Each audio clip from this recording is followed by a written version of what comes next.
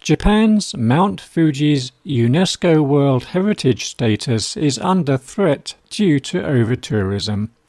The iconic peak was listed as a World Heritage Site in 2013. However, a spike in the number of tourists scaling the majestic mountain is threatening that listing. Japan is experiencing a post-COVID tourist boom, and many visitors are making a beeline for Fujisan's climbing trails. Mount Fuji is so sacred in Japan that many Japanese hope to climb it at least once in their lives. The burgeoning number of climbers is causing environmental damage on the slopes. Litter is strewn across the volcanic ash, and large parking lots have been constructed to accommodate tourists.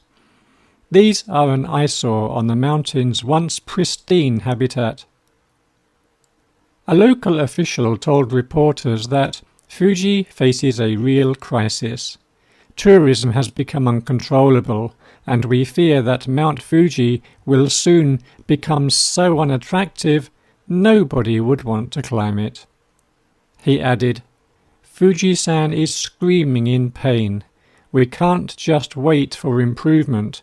We need to tackle over-tourism now."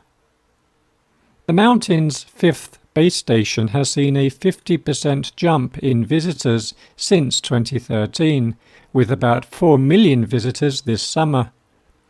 Another headache for local authorities is bullet climbers. These are people who attempt to ascend and descend Fuji in 24 hours. They risk getting altitude sickness and hypothermia.